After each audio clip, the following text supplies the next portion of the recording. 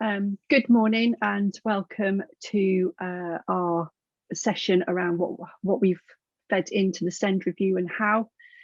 Just a little bit of housekeeping this morning. Please keep yourselves on mute while the session is currently happening. And also, if you need the toilet, obviously, please, you know where yours are. Please go and help yourself. And just for everybody, this session is being recorded. If you do not wish for your face to be shown on the screen, please keep your camera off. Thank you. I'd like to introduce you to Mrunal. Some of you joined us yesterday, so you do know who Mrunal is, but if you'd like to introduce yourself, Mrunal. So hi, yeah, I'm Mrunal Sisodia. I'm one of the co-chairs of the National Network of Parent Carer Forums, and I've been taking the lead on a lot of the work that we've been doing with the Scnd review, which is why you've got the dubious honour of having me talk to you today for about half an hour or 40 minutes on this. Shall I just kick on, Tina, and go through the presentation? Yes, please. Okay, I'm just going to man the chat for. Thank you. So today we're going to talk about the Scnd review. I think that there's been the introduction to this is that there's been a lot of focus on this over the last 18 months or so. We all know that the Scnd system doesn't do what it says on the tin. It doesn't actually work very well for families and children and young people with Scnd, and doesn't actually deliver the outcomes that we all want. I think that we all know about what a lot of the problems are. So I will go through some of the issues, but I won't dwell on those, because I think we all know instinctively, we're living it, right? We know what the issues are. What I'm going to try and spend a lot of time on today is the problem solving we've been doing. What are the actual answers? What needs to change in the system? And I'll say a little bit more about the context for some of this stuff and where the NNPCF sits in this as we go through. But that's going to be very much the focus today. So we know the problems, so I'm not going to spend a lot of time on that, but I'm going to try and focus on what we at the NNPCF think the answers are.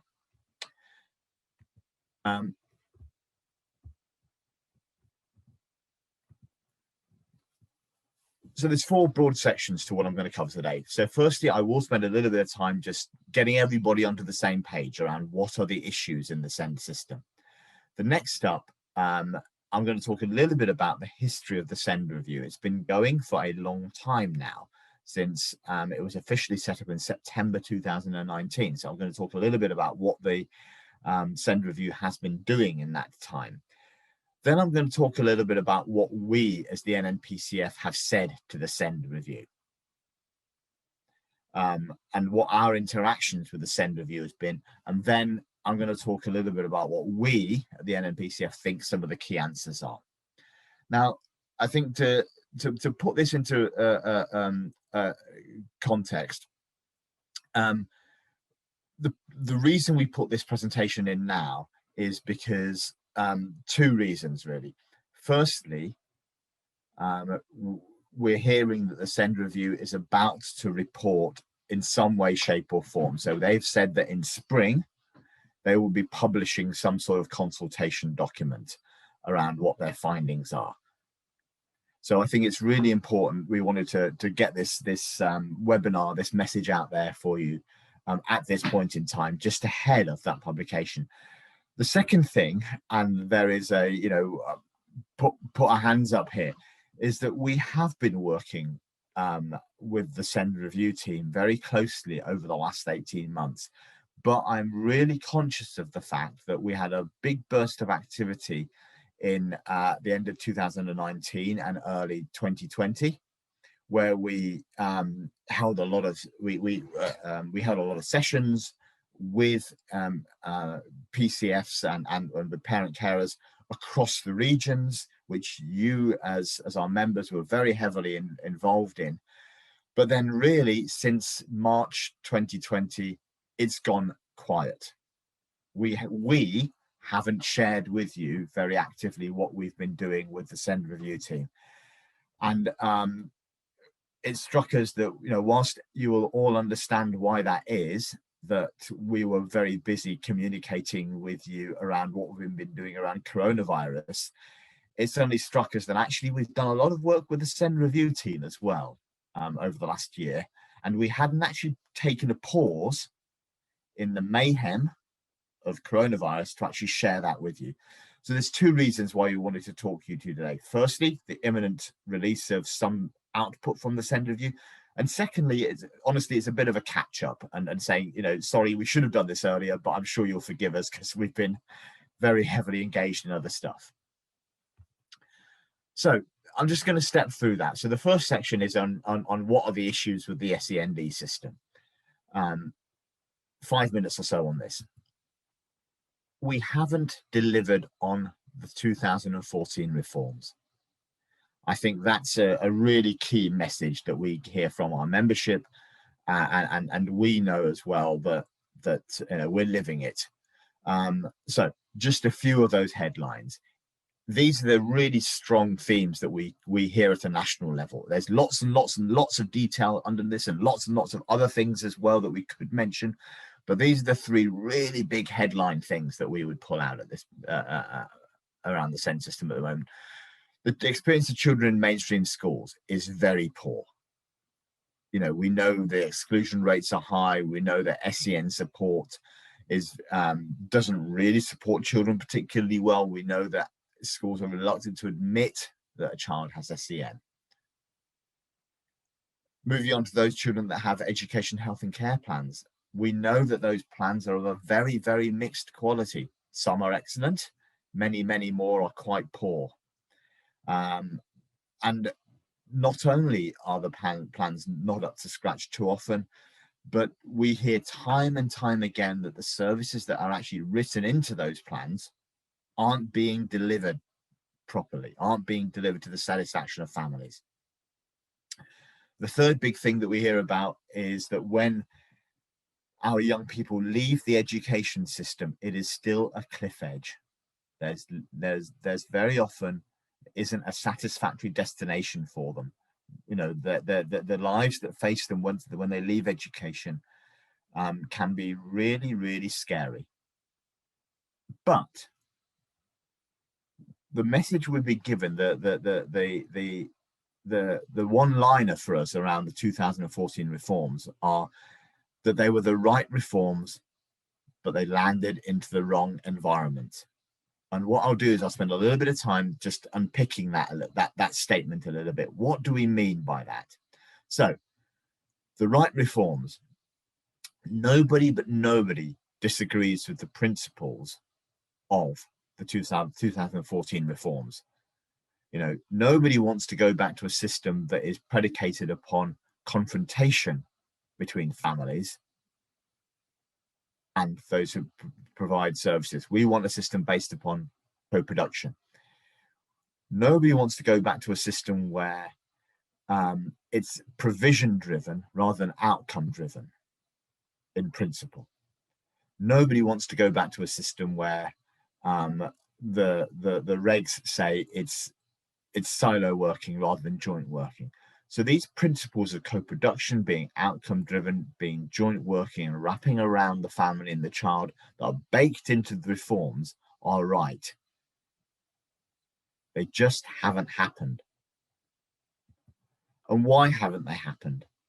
Well, if we can all cast our minds back to a pre-coronavirus world, we know that the environment was really tough for the Send reforms. They landed into a really, really tough environment. Firstly, money. We were right in slap bang in the middle of austerity. There just wasn't enough money in the system at that point. There just isn't enough money in the system.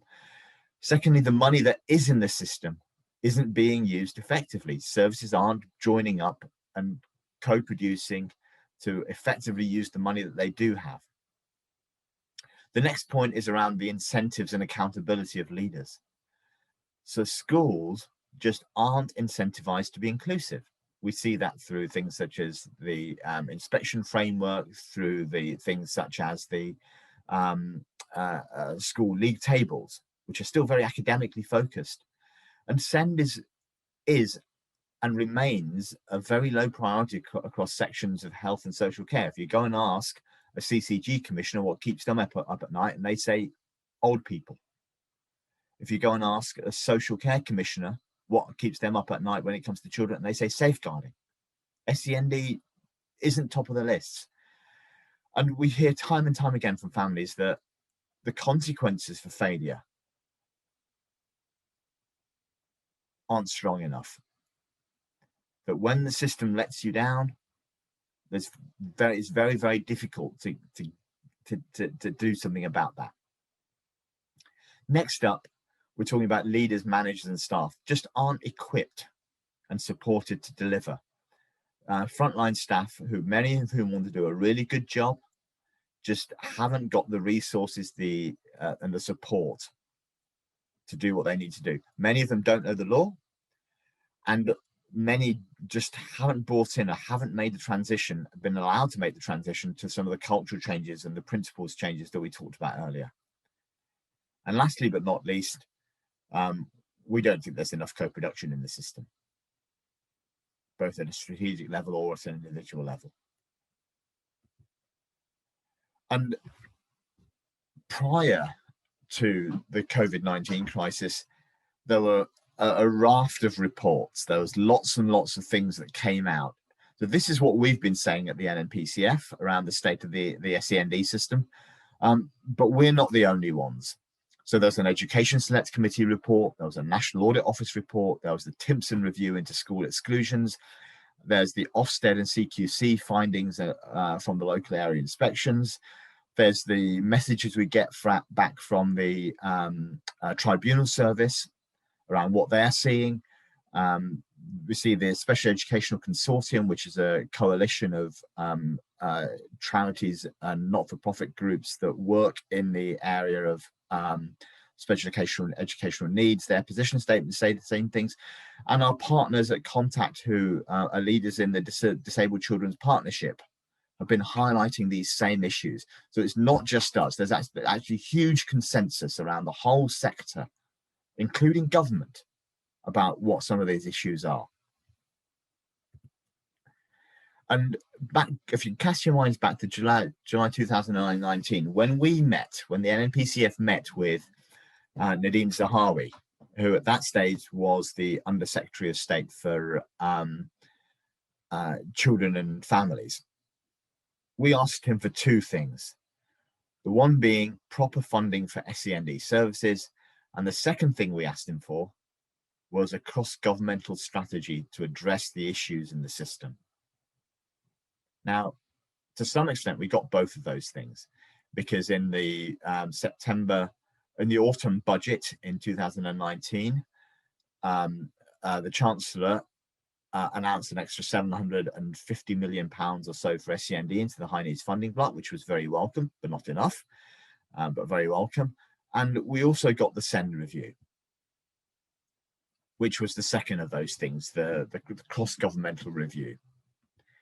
So now I'm going to talk a little bit about the Scnd review itself. What has, to just give you almost like a potted history of what the Scnd review has been. So it was set up in September 2019. We asked for it. I know that other people asked for it as well. So I never for a moment take credit for something that was a collective endeavor. And we're really pleased. We were delighted when the Scnd review was set up. Here's a slide. These slides will be distributed. You'll be pleased, I'm not going to go through every single bullet point on this slide, but essentially the Scnd review was set up to look at a cross system analysis of what was happening in the Scnd system and why the outcomes that had been expected from the Children and Families Act haven't actually happened. The review is led by civil servants and with membership made up of representatives from education, health and care from across government and NHS England. There are also 3 independent advisors. We lobbied very hard. We asked at the time the review was set up that the NNPCF or some sort of formal parental representation should also be a formal part of the review. We went as far as taking that to very, very senior civil servants and ministers. We didn't get what we wanted. So the NNPCF isn't a formal part of the review, but it's fair to say that we have worked very, very closely with the review. So whilst it's disappointing that there's no parental representation on the review, I think what I'm going to take you through the next few slides will show that we have had a lot of input and we do feel like we've been listened to. The proof, of course, will be in the pudding when the consultation is published in a few weeks' time. We don't know exactly what's in there, but we do feel at this point that we've been heard. So the review was set up in September 2019. It was then immediately delayed as Boris Johnson called an election in November 2019. That delayed the review for about 3 to 4 months, as the election was called, so not a lot of work could be done during the PERDA period. The new government was then formed really in January 2020, and we ended up with a new Children and Families Minister, who you see there, Vicky Ford, who took a little bit of time, quite rightly, to get familiar with what the review was doing. And then before we knew it, we were hit by coronavirus in March last year. And really that has delayed a lot of the work that the Scnd Review has done, because a lot of the team, a lot of the people involved in the Scnd Review were pulled off into working on the coronavirus response. It also, we also prioritized the coronavirus response as well, and you'll understand why.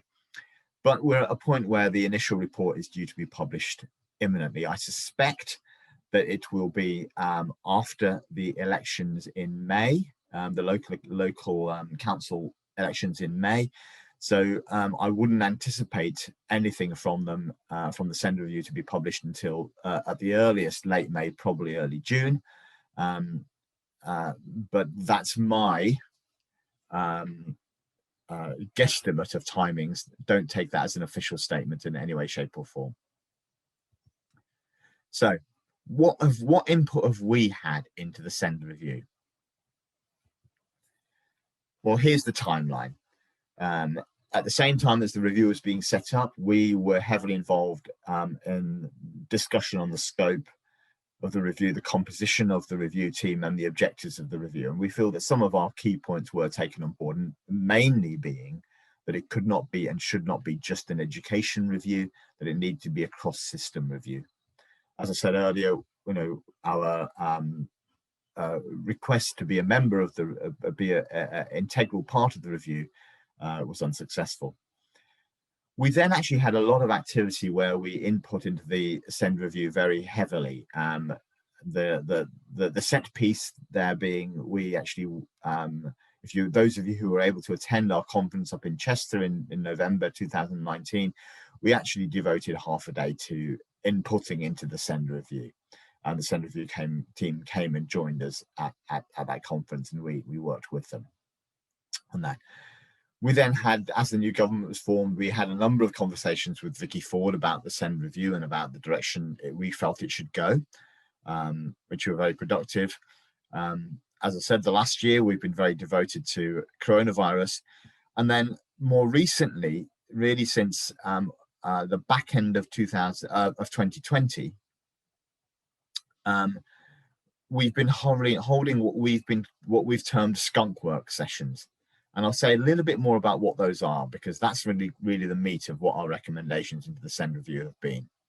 So at the conference in 2019, we gave the Scnd Review 7 recommendations of what we thought needed to change in the system. And I'll go through those 7 because they do form the core of what we think needs to change. So the first one, and possibly the most important one, is listen to families and intervene early. The second one being, make sure there's enough money and spend it well. The third recommendation being, align incentives to school and system leaders. Fourth one, increased accountability across the Scnd system. The fifth one, being right people, right knowledge, and right skills. So really workforce development, really support the frontline staff in order to so that they can do what they need to do. The sixth recommendation being lifelong outcomes. So let's not just look at school age children, let's look at where young people with SEND end up. And the last one, and certainly not least, is co-production. That's what we told the Send Review in at our conference in 2019, and that was a really, really lively session that was very much co-produced with the delegates at the conference. That was the message that our conference gave the Send Review. Since then, we've been holding these Skunk Works sessions.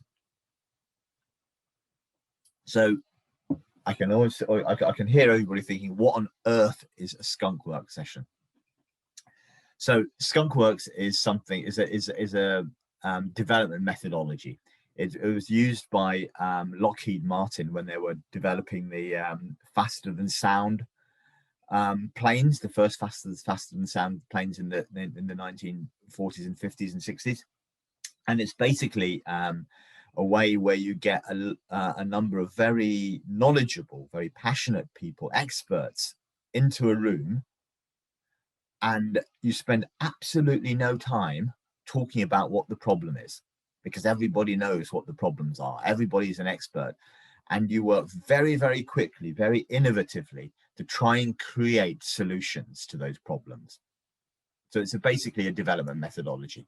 The reason why it's called Skunk Works is because when Lockheed Martin were holding these sessions, the office they met in, I think, was next to a glue factory, and so the office stank.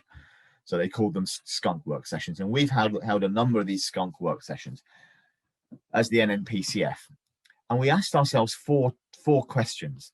And these we felt were the four questions that were possibly the most important ones that we needed to unlock to really answer what needs to change in the SEND system. And the four questions were, how can we save money and spend the money that we have more effectively? The second question was, how do we make the system listen to families and intervene early? Third one being, how do we incentivize mainstream schools to be more inclusive? And the last one being a really big one, how do we change the culture and embed co-production into the SEND system? So we asked these four questions. We rapidly developed what we thought the answers were to these four big questions. And we felt that if we could answer these questions, we'd go a long way towards fixing the SEND system. So these were sessions that were held just for the NNPCF. We did have the SEND review team attend, but they were attending them rather than participating in them.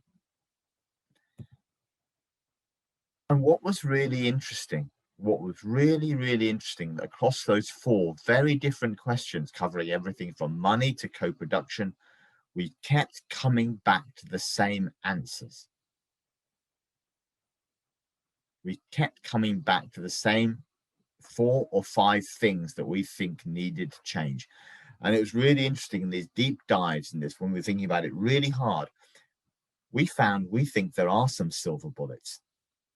We think there are 4 or 5 simple things that we can change in the SEND system that will transform outcomes. Let me tell you what we think those are. First up, a minimum standard for services. When the Send Review was set up, when the Children and Families Act was came into law, there were no minimum standards set. The reason for that was people didn't want a race to the bottom, i.e. local areas sort of saying, once we hit these minimum standards, we're done. We don't have to do any better. What actually happened was that there was no bottom. And there was such inconsistency across different areas and postcode lotteries. We think that there's really good examples out there of what people can realistically expect from education, health, and care when it comes to SEND. And we think we can document some of those minimum standards. And we think that will help with the money. We think that will help with early intervention, because there'll be no debate about what people are entitled to. We think it will help with inclusion, because we think that schools will be really clear about what they've got to do to keep children in school, and clearly a definition of co-production would help there as well. So that's the first of our silver bullet recommendations, is minimum standards for services. The second one is much greater clarity around joint commissioning and who is responsible for delivering what. Because we hear time and time again of children falling through the cracks between services. If it were crystal clear that health had to deliver the following, education had to deliver the following, and social care had to deliver the following, then I think that we'd get services delivered a lot more quickly and with a lot less debate. Families would know who to hold accountable for which bit of services they needed. So this links very closely into the first recommendation, that once you've got those minimum standards, you can always divvy them up between education, health and care, and say who's responsible for delivering what and who pays for what. The third silver bullet was how the money is allocated and spent, because we all know that there are disincentives in the system for when it comes to the money. So we felt that, particularly when it comes to the money into mainstream schools, that some of the money, not all of the money, but some of the money needs to follow the child. So that mainstream schools are not disincentivized to admit that a child has additional needs. Some of that money is ring fenced, because at the moment there is no ring fencing. There's a notional budget for SEN in mainstream schools, and for the life of me, I don't know. I'm a chartered accountant by profession. I don't know what a notional budget is. You either have some money for something or you don't. At the moment, that money isn't ring fenced.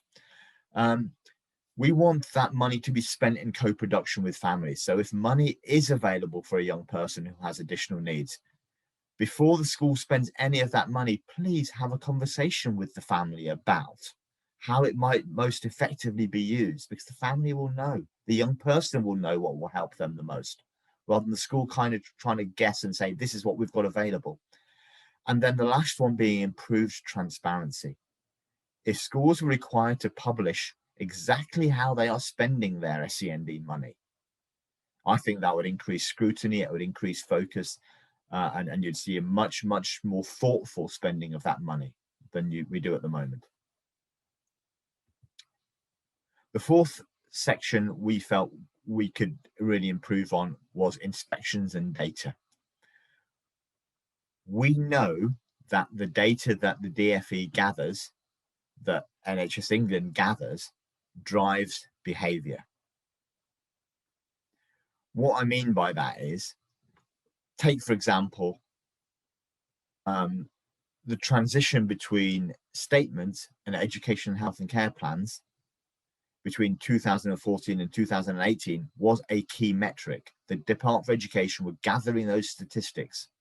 So we know that that became a focus for local authorities. They put a lot of resource into transferring from statements to EHCPs because they knew that the department was looking for that data. We also know that, for example, attendance data is really important to schools, because they know that the department looks at that data. They know that the Regional Schools Commissioner looks at that data. We know that Ofsted looks at that data. So we think there's some simple bits and pieces of data that can be gathered centrally that will drive behaviour. This doesn't cost a penny of extra money, but simply gathering information about things such as how are SEND budgets being used in schools?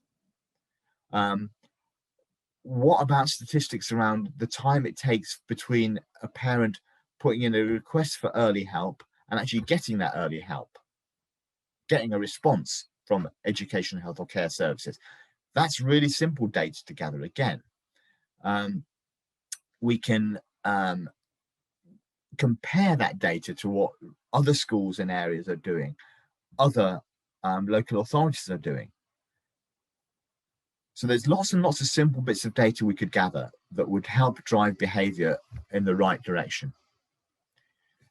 On inspections, I think that the new inspection framework that was launched by Ofsted in September 2019, that hasn't really gotten going yet because of coronavirus and the suspension of inspections during the last year or so. There was a lot that was good in that was actually helping children and focusing much more on SEND. We'd like to see it go further. And we also know that the next round of local area SEND inspections is being developed at the moment, and we're working with Ofsted and CQC on that. So we feel that the inspection regime can help here. We also feel the tribunals regime can help here, and some of you may know that there's a pilot going on at the moment around the ability of the SEND tribunal to make non-binding recommendations on health and social care. We'd like to see that pilot made permanent, because again, we think that drives behaviour. So inspections, data and accountability drives behaviour. The last thing that kept coming up for us in our Skunk Works sessions was really supporting workforce development. There's been a lot of workforce development, a lot of training that's been offered around what the legal processes are in the new SEND system. There's been much less focus on the cultural change that needs to take place, i.e. that of co-production, that of putting children and young people at the heart of it.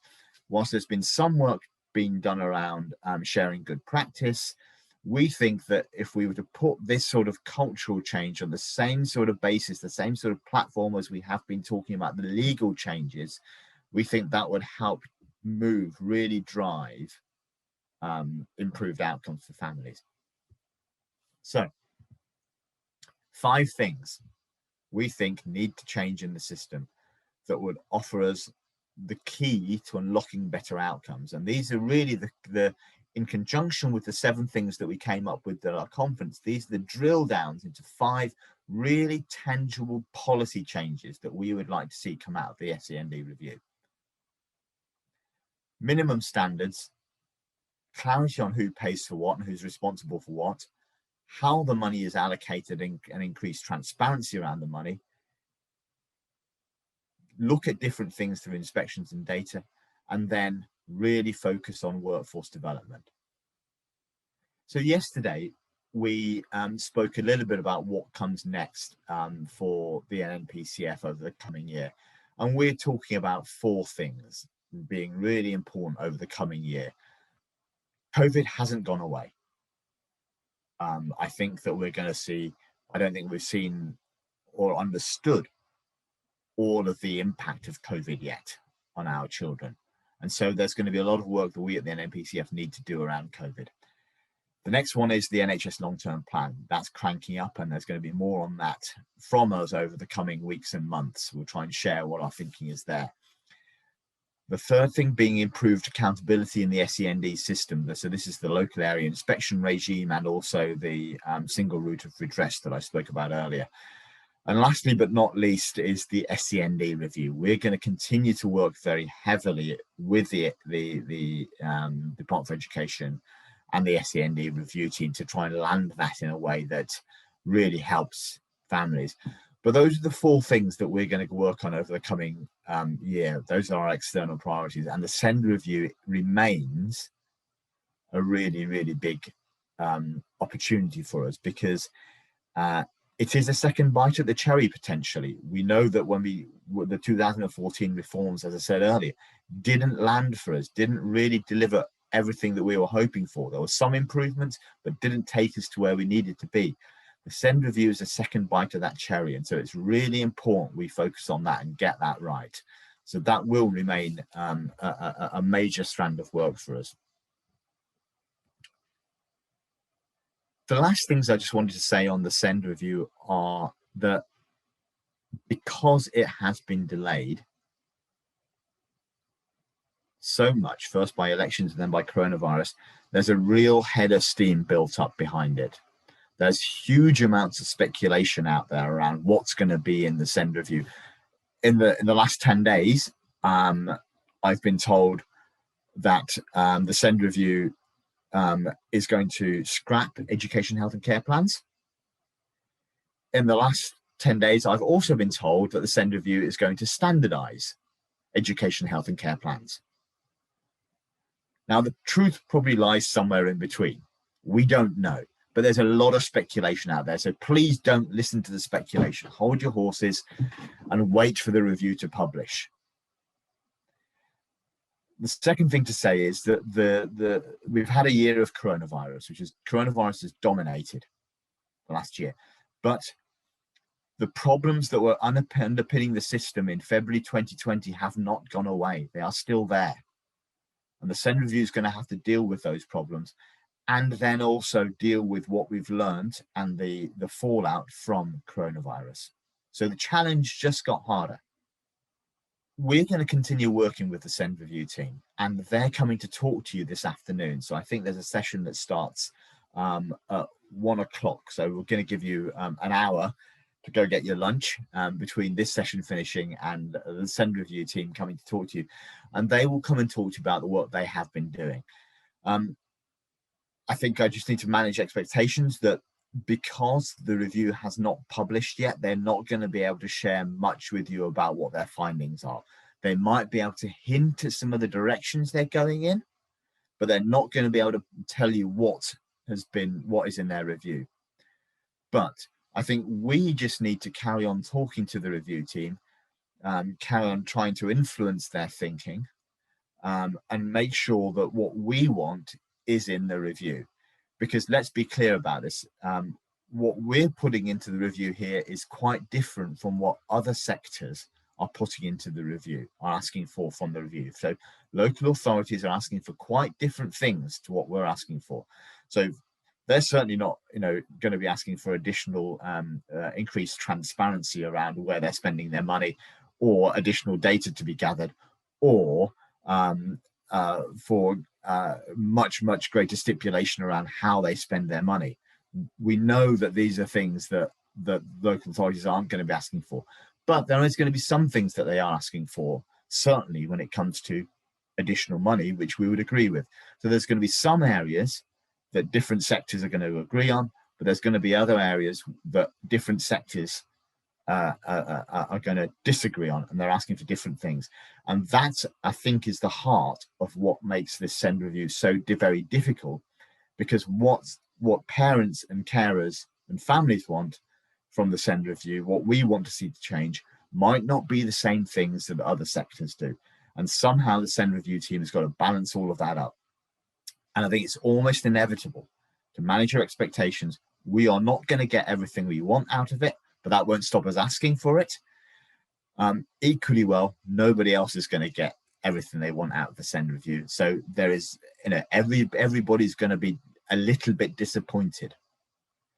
But that's just the nature of of what the team have got to take on, and I do not envy them in that task at all. Please share these slides. The slides will be distributed. Please share them with your local areas. Please, I think it's really important that people know what the NNPCF has been saying to the Sen Review and what we've been asking for. I think that when the Sen Review finally does publish, there will be a lot of noise around it. There'll be a lot of publicity and a lot of social media activity around it as well.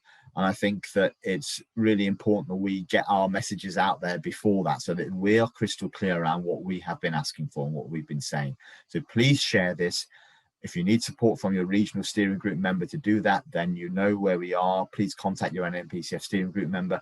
And if you need help from myself or Tina to do that, then please contact us as well. Thanks, Mrunal. I just want to go through the chat. We do have 98 people on the call this morning, which is amazing. And thank you for giving up your time, because we know that you're extremely busy. Joe has put in the chat, I think the main issue is with co-production, and it's what people view as co-production, with it being more like consultation or advising being blurred with co-production. And I think we would agree with that. That seems to be a common theme with all forums, and they experience that all the time. And yet we would think that, we are 6 years away from the Sen Review forms coming in. You'd think they would have cracked that nut by now, but sometimes they don't, and it is a difficulty that everybody faces. Just to reiterate as well, the slides will be shared. We've put it in the chat about 4 times, we keep getting asked. So the slides will be shared. And then I'm just looking now at the chat. A clear understanding of what co-production and that the forum are funded properly to do this. Health and local authorities should be funding. We work harder and produce more than our local well-funded Health Watch. And I think that's the same, that's from the Isles of Scilly. I think that's the same with any forum, is that Health Watch does get funded way more and above what forums do. And I do agree with that. We should be funded on either on equal par or looked at slightly differently. Nan Cooper has put, love minimum standards concept, better equity of provision. Did you want to touch on that in regards to the minimum standards? I know you touched on it very briefly, Mrunal, but do you want to expand on that? No, and I think that, you know, there are really good examples already out there around what these minimum standards might be. Some local authorities have, you know, published really good things around the graduated response. Other local authorities have got together as sort of cross-system documents around what parents can expect. I think Portsmouth has got a really good one, for example. And it's out there. And why we can't standardize this across the country, because, you know, we know, for example, that for a child with autism who is anxious about making the step from primary school to secondary school, that social stories help. I don't think it's unreasonable for us to put into some sort of minimum standards, sort of saying, actually, in this sort of situation, you know, a school should be expected to provide a social story. And here's 10 examples of where you might go to get that social story. So it's things like that that I think that, you know, really simple things that we can do that will really help. Maureen Morris is on the call, our mate Maureen, and she's put, the minimum standards seem to have made a difference to the Scnd service, but they need to be clear, and this needs that this is a minimum, and perhaps we should incentivize to those who deliver more than the minimum. Yeah. So, you know, there, like you said, there are lots of minimum standards within local authorities already. Some of them are labelled slightly different, so some of them are core standards. And you're right, there is some really good ones around the country that actually could be included. Okay, so I'm just reading the chat.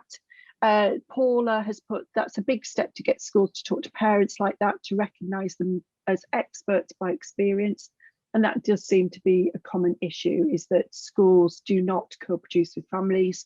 And it is a bit of a, there's also an issue, I think, as well, around those schools that do well and do things really well, and those that don't, and those that don't seek advice from the ones that are doing well. We need to learn from good practice and share that, but it is quite difficult to do. And on that, Tina, I think that links 2 of our recommendations. The one is around intervening early and you know, getting in there, because the phrase I always keep using is you know, when parents go to a school with a concern, the school very often doesn't respond. 6 months later, they go back with a problem, and the school doesn't respond. 6 months later, when they go back with a crisis, that's when everybody responds. And Tina, you've got a lovely analogy that you use around this, which I think is worth sharing. Okay, so my analogy around early help is that we have a lovely river, and on the banks of the river is families enjoying picnics, dabbling their toes in the water and having a jolly good time. What is my experience of crisis and early help is that any family can get into trouble. So if you know, instill swimming lessons to those families, for instance, then I'm using this water, you know, this river as an analogy. Actually, any person, any family can get into trouble.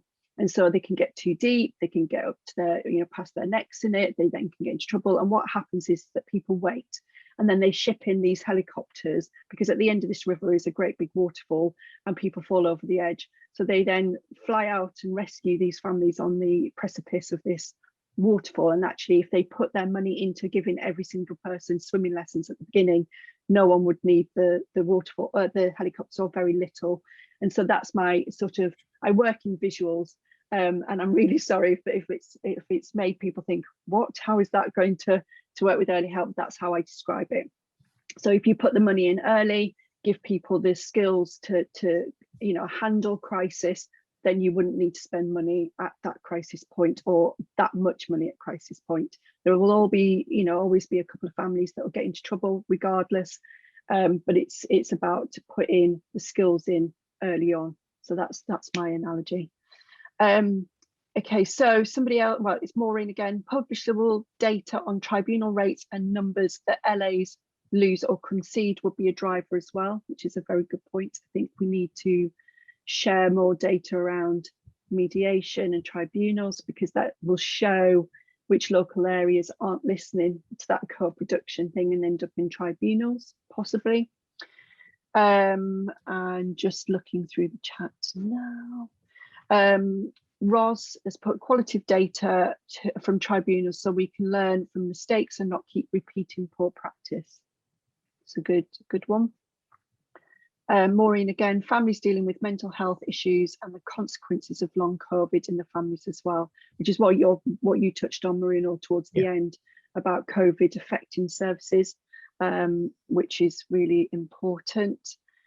Nan has been very positive and put, I think priorities from the NNPCF are spot on, so the Skunk Works worked, which is great news. Becky's put, our LA is beginning to work co-productively with the PCF and the young people. We are working on a few projects about training for co-production. It's been so interesting and really great work, great way of working, and that is in Gloucestershire, which is really great. Families, this is from Elaine, families also need to have same access to training and understanding about what co-production is and how it can relate to them and their individual child, which is a very good point.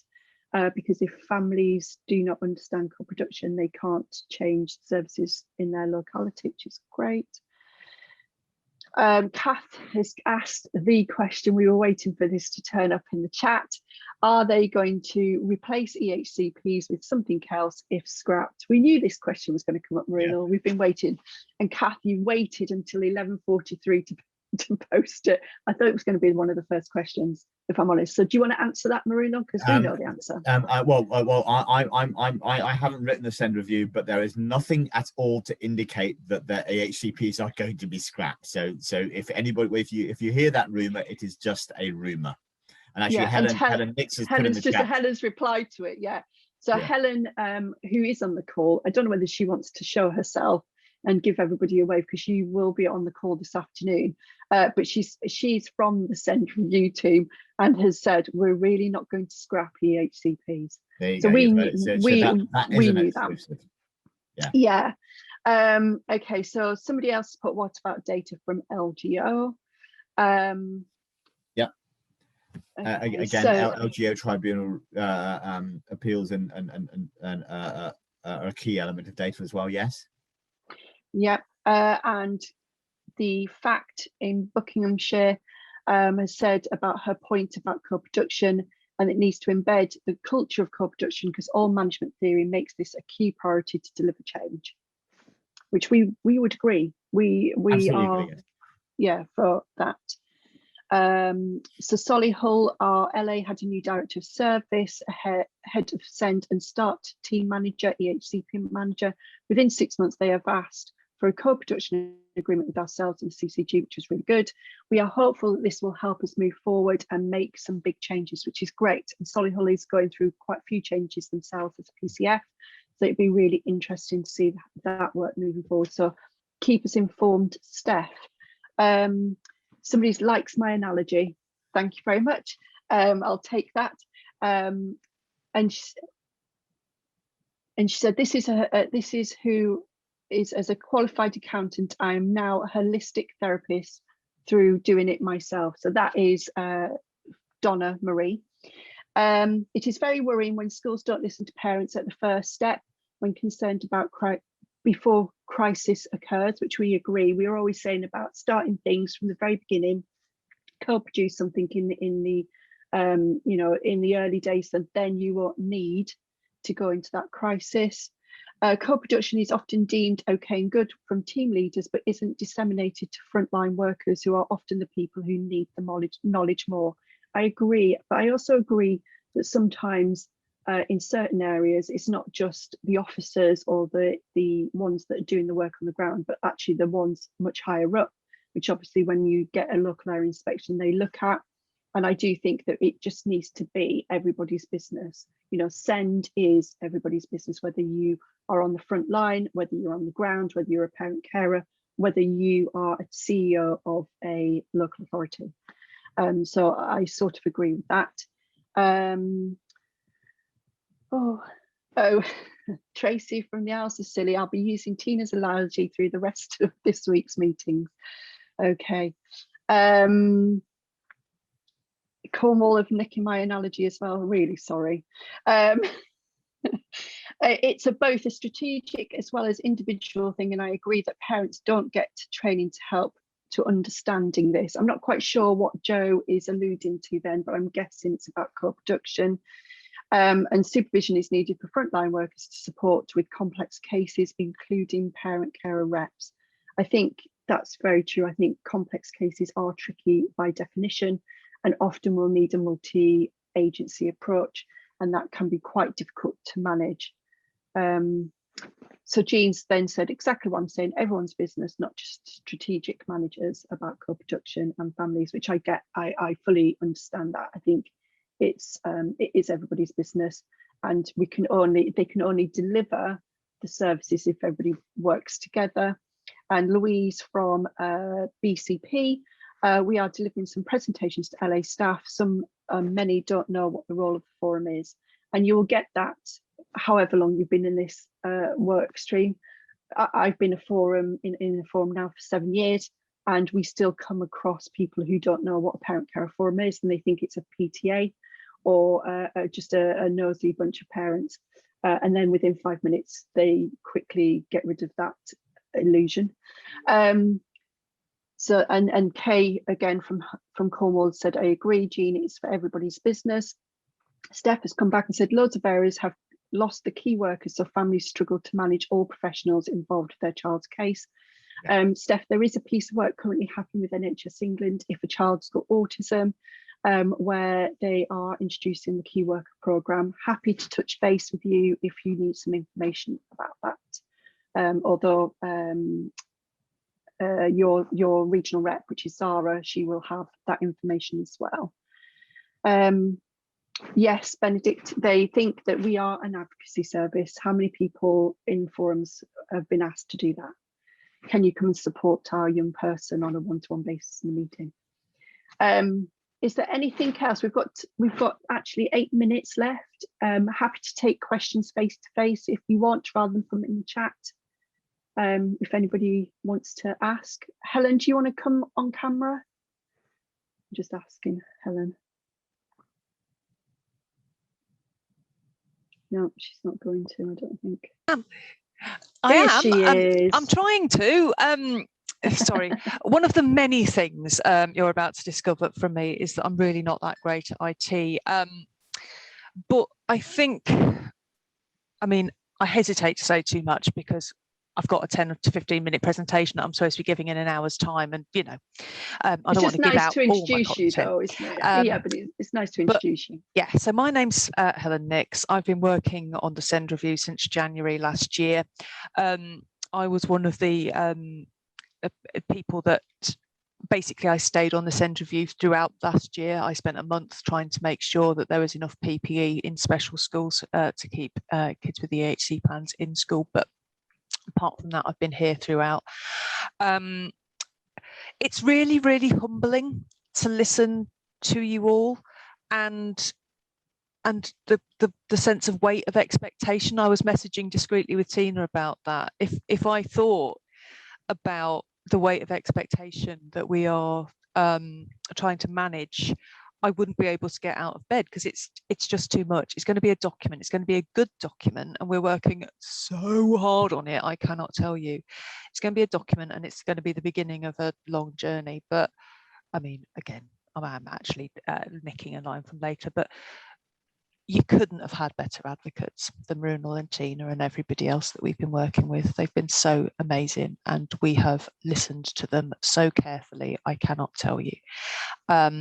So I'll talk in a bit more detail about what we're beginning to conclude, but yeah, we are absolutely co-producing with it as much as we possibly can.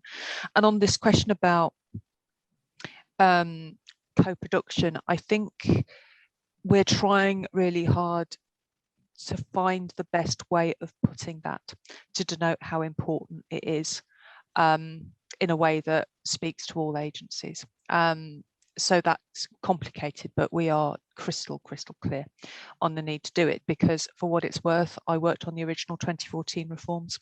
I loved it. It's the first time in 25 years as being a civil servant I've gone back to a policy area, and I've done that because I stood on so many podiums and made promises that we haven't been able to deliver.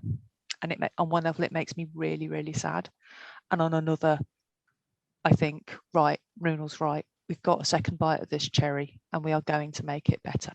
It's not going to be easy to do, but we are going to do it. And I don't know about this business about the not an official part of the Send review.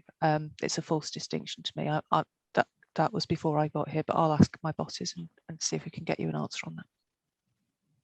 Thanks, Helen. I'm just conscious we've got 2 questions. Well, we've got Tracy from the Isles of Scilly with her hand up, and Sylvia has asked what was the reason why the NNPCF was not official part of the Send review, which we'll come back to in a sec. But Tracy, do you want to reveal yourself and ask the question? Oh, we can see your head. Oh, sorry, it's I got a neck crick from yesterday. Yeah. I just, obviously co-production is a big point, but I just want to touch on the Sen Support Cohort, because I think particularly in our area, much work has been done around EHCPs. And the feeling amongst families is that you have to have an EHCP to drive the provision that your young person or child needs. And we are trying very hard over here, is that if you've got a very well-placed graduated response that responds to the need of the child and doesn't let that escalate, that the savings both on a child's lived experience and trauma, as well as the savings later on of being escalated into higher needs services, it's a no-brainer. So why isn't, I hope the Send review will place the focus on Sen Support Cohort, and so that we can stop having the golden ticket. I agree completely, Tracy, and that's really what we're driving at when we're talking about early intervention, and also the minimum standards and clarity on who pays for what. Because if all families don't, the vast majority of families don't want an EHCP. No. What they want is the right support for their child at the right time. Absolutely. I don't really care about if I'm getting the right support at the right time, whether it's in a legally enforceable document or not. I know that I know that some do, and they've been through a lot of trauma to get that document, so it's very important to them. That's not to downplay that, but I like you would like to take the emphasis off that document and make it much more about meeting the needs of the child early and at the right point in the right place, without driving them to despair, families to despair before they get there. Absolutely. And I would just also add that if schools were going to have to publish how they had spent their national budget, that would also perhaps address their issues about graduated response. Yes, I agree. So as you see, we're starting to do it now. When we were talking about our 4 big questions, we kept talking about the same things. So we kept going back to the same answers. And that's exactly what we talked about, and Helen could vouch for that, is about SEN support, and it sort of joins hands with the early help response as well, because if you actually put the support and structures in place, when you teach in schools, it's called scaffolding, and if you put that scaffolding around that child, even if a child doesn't ultimately end up having an SEN, and we talked about the light bulb moment, which Helen nicked in another meeting, which is where if you've taught children and you've taught wave 3 interventions, you scaffold a child, you put in that support, and then there are children that just haven't had their light bulb moment, they haven't had their switch on. So actually, if you put in wave 3 interventions, very early on, chances are they will last for life. And so there are many children that won't ever reach sorry, my phone's ringing. They won't reach that SEN point because the support's been put into place.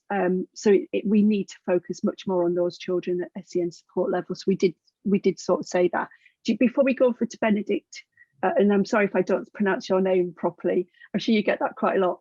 Can you just touch on why we weren't part of the Send review originally? Well, it certainly wasn't for lack of asking from our part.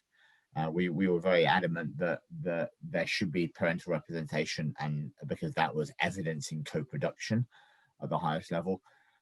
The reasons I'm not sure we were given a very satisfactory reason at the time. But the reason we were told, there were 3 independent advisors appointed.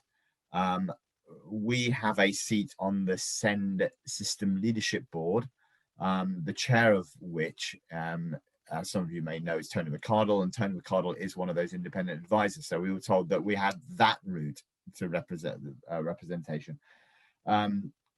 I think it's fair to say that we weren't happy with it at the time.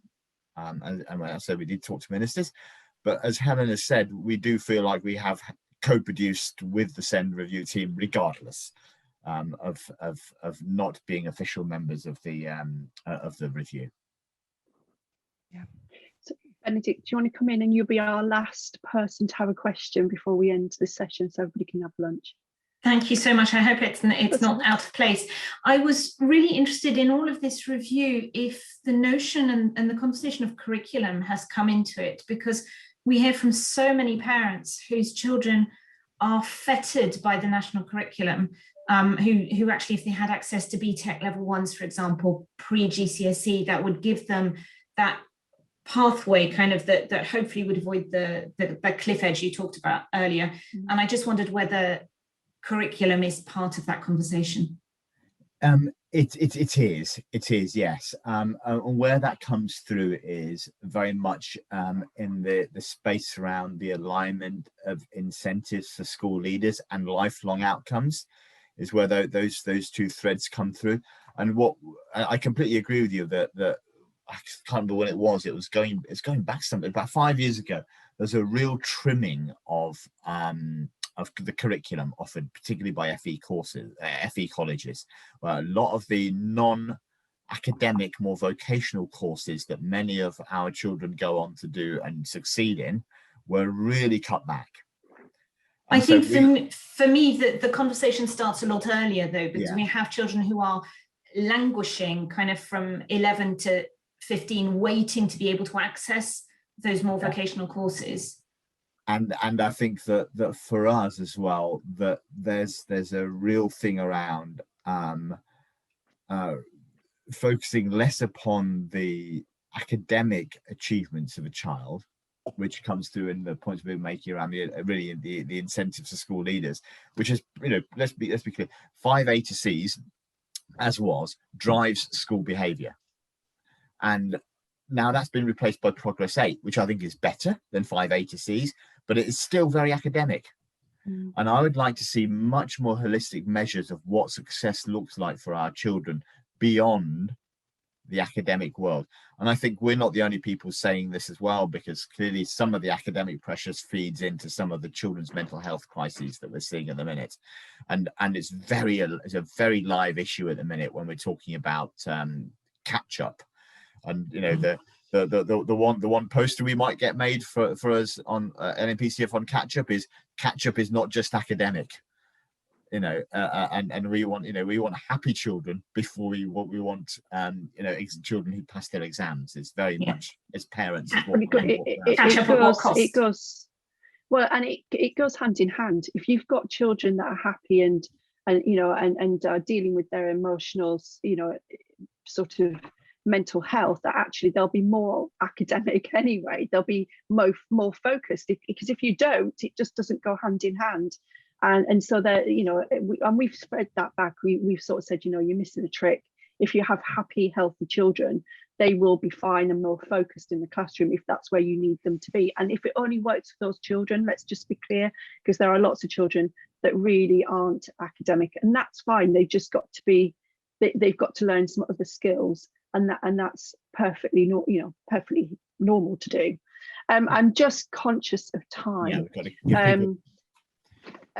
The chat, now if you're happy with it, and everybody's happy, we will share that chat with the Send review team, because I think there is some really important comments in there, and we're happy if there's anything that we need to touch base on, we'll post a question and answers on our website. I think that might be the best way of dealing with this. But I'm just conscious of the fact it's now 12:05 and people have got lunch, and then we'll come back at 1 o'clock with the Send review team. So thank you to the 90 odd people that joined us today, and we're blown away by the amount of people that took time out their day, and hopefully we will see you at 1 o'clock. Thank you very much.